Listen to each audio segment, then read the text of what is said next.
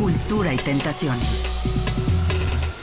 Amigos, y el día de hoy estamos aquí con Sharon Saga, que me da mucho gusto y le doy la bienvenida. Ella es fundadora y presidenta del Museo de Memoria y Tolerancia, un museo por demás es importante y trascendente, que además está aquí en la Ciudad de México y que ustedes pueden visitar, y que está justamente donde está la Secretaría de Relaciones Exteriores. ¿Cómo estás, Sharon? Bienvenida. Ay, muchísimas gracias. Aquí muy contenta de estar en tu programa. Oye, Sharon, pues bueno, sabemos que el día 27 es un día memorable, histórico, con esta situación de que es el Día Internacional o Mundial, digamos, de todo esto que pasó en el campo de concentración en Auschwitz. Es cuando los liberaron justamente, por eso el 27, nada más que Así de es. 1900, ¿qué fue? ¿45? En el 45, así Ajá. es, los rusos liberaron este campo que es tristemente célebre o famoso por ser uno de los campos donde 1 millón de personas murieron. Oye, terrible, de verdad, lo hablábamos antes de empezar la entrevista. Miren, por supuesto hablar de este tema, en particular de lo que le ha pasado a los judíos a lo largo de la historia, me parece de veras tremendo. Me parece lo más reprochable, lo más deleznable, como todo lo que son abusos a los derechos humanos. Pero además lo más increíble es que sigue siendo un tema vigente, porque al día de hoy, llámese religiones extremistas o lo que sea, seguimos con este tipo de genocidios. Eso es lo que es terrible. Cuéntanos un poquito en cuanto a la historia de esto, de Auschwitz. ¿Qué me puedes decir? Bueno, primero, el Holocausto es el primer genocidio catalogado por la historia. Y como bien dices, Claudia, el tema tiene que ver más con la relevancia del hoy. A partir del Holocausto se creó la ONU, la Corte para prevenir la prevención del genocidio, para evitar que un genocidio se pueda repetir en ninguna de sus manifestaciones con ninguna otra persona por cuestiones étnicas, nacionales, raciales o religiosas. Eso es el genocidio. Pensamos que un genocidio es porque murieron millones. No es así. Tiene que ver con la intención del perpetrador de destruir a alguien por ser distinto. Por eso es tan importante este tema. No es que los demás crímenes sean menos importantes, son diferentes, porque destruir a alguien por ser distinto habla justamente del grado más alto de intolerancia al que puede llegar un ser humano. Y justamente cumpliendo 70 años de la liberación de este campo es cuando nos hacemos preguntas importantes y relevantes de cómo pudo un crimen de esta naturaleza ocurrir en una sociedad civilizada, avanzada. Por eso se estudia el Holocausto. Un tema que a mí me apasiona muchísimo es el tema del triángulo de las actitudes, que podemos elegir siempre, en cada momento, ser perpetradores, comprometidos o indiferentes. Fíjate qué importante, perpetradores, comprometidos o indiferentes. A ver, hay que darle a cada una. A ver. La mayoría de nosotros somos eso, indiferentes, observadores pasivos, que pensamos que porque no somos parte del perpetrar, de ser los victimarios, ya no somos culpables. Somos culpables. Sin embargo, también es una decisión ser indiferente. Claro. Tomamos esa decisión al no involucrarnos en cualquier situación y eso es lo que permite que realmente estas injusticias florezcan. La pasividad en la que vivimos, y no nada más en el mundo, sino también en México. Por eso creo que este tema del Holocausto siempre es vigente, no simplemente para comprender cuántas víctimas murieron, cómo murieron, quiénes son las víctimas o los nazis, sino para entender realmente esto como una biopsia de la humanidad. Así es. Entender que esto puede suceder y sigue ocurriendo. Pasó en Alemania nazi, siguió pasando porque ha habido otros 7 genocidios a partir de ese, que son vigentes. Inclusive aquí en nuestro país vecino, en Guatemala, el 99% de los visitantes que van a este museo no conocen que ahí ocurrió un genocidio. En Guatemala murieron 100,000 indígenas mayas. Sí. Y obviamente esta ignorancia de la falta de comprensión de lo que es un genocidio, por qué el ser humano es tan intolerante, por qué somos así, es parte de nuestra naturaleza, cómo combatir realmente esa sensación de rechazo. Y creo que todo parte del miedo a las diferencias, que empieza ese tema del prejuicio, del rechazo, de querer unificar. Y también minorías, ¿no? Porque en su momento no nada más eran judíos, también era gente discapacitada, o eran homosexuales, o eran, bueno, incluso niños, gitanos, claro. Sí, el Holocausto fue muy marcado en contra de las minorías. En ese momento los judíos en Europa eran la única minoría religiosa distinta. No es como hoy, que es una Europa multicultural y multirreligiosa, como por ejemplo hay pues 20 millones de musulmanes hoy en Europa. En ese momento no había, la única minoría eran los judíos, la única, por lo tanto obviamente era pues un tema de antisemitismo de larga data que se convirtió en un antisemitismo racial y no religioso. Ahora a los judíos se les clasificó como una raza. Sin embargo, esto se repite, como bien decías tú, no nada más es relevante recordarlo para que no vuelva a repetir en forma de genocidio, sino en cualquier manifestación. Cuando nosotros violentamos los derechos del otro o no defendemos los derechos humanos.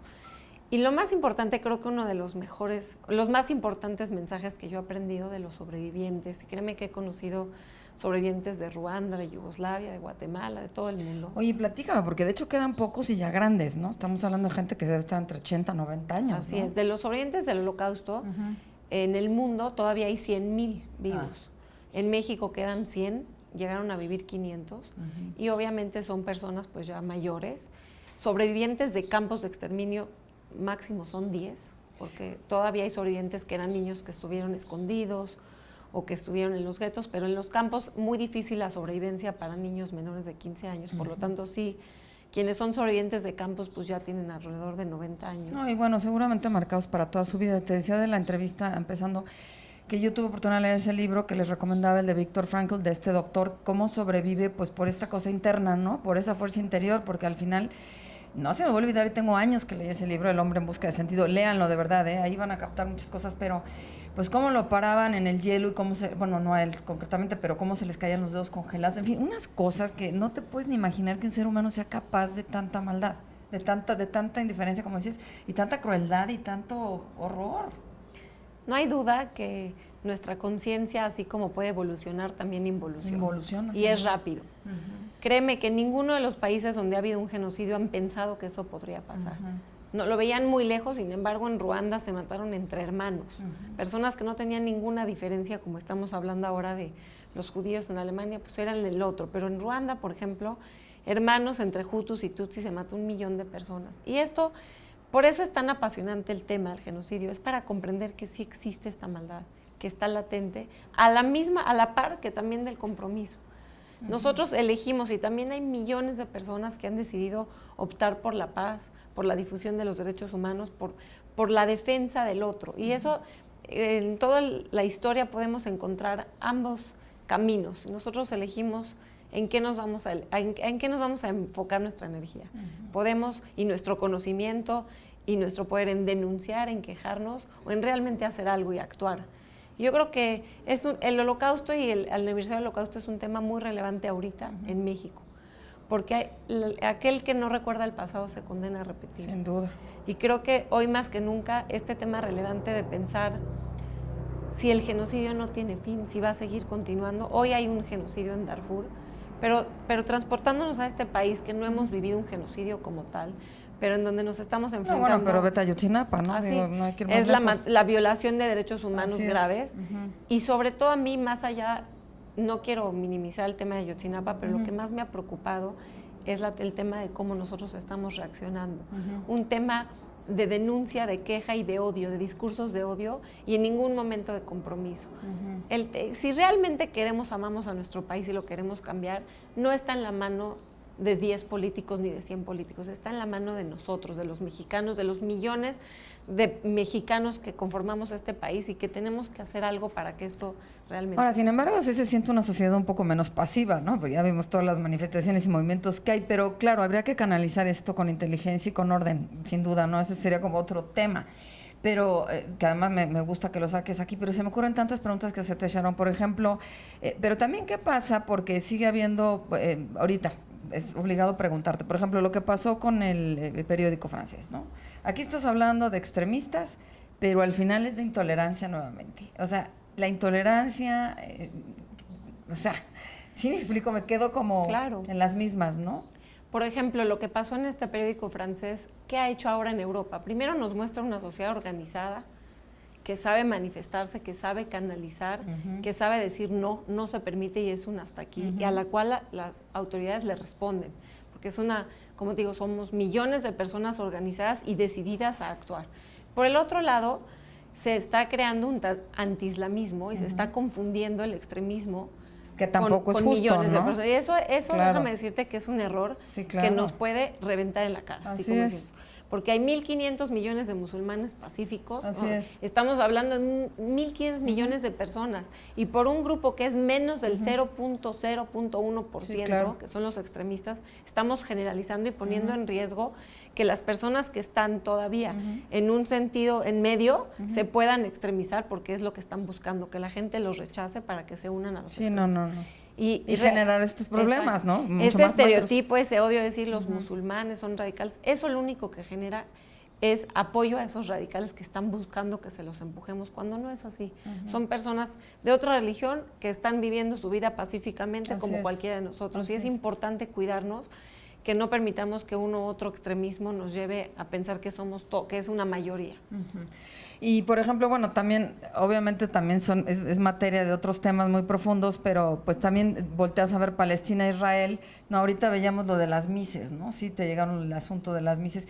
Me pareció muy penoso eso, ¿no? Decir que no se puede sacar una foto de una muchacha en un contexto que no tiene absolutamente nada que ver con la guerra, pero volvemos a la intolerancia, ¿no? Esa palabra sí es recurrente, ¿no? Ahí, por ejemplo, ¿qué opinión tienes?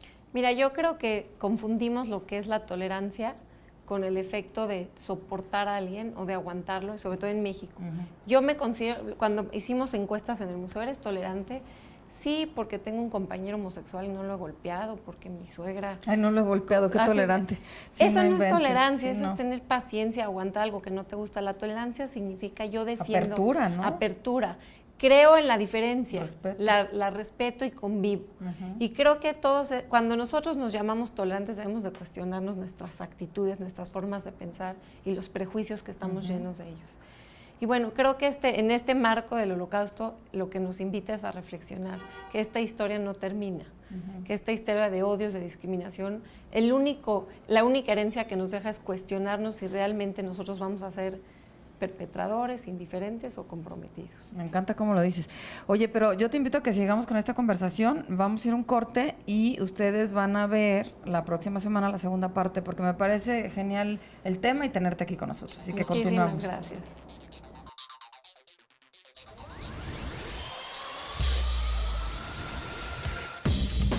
Claudia Arellano, contigo.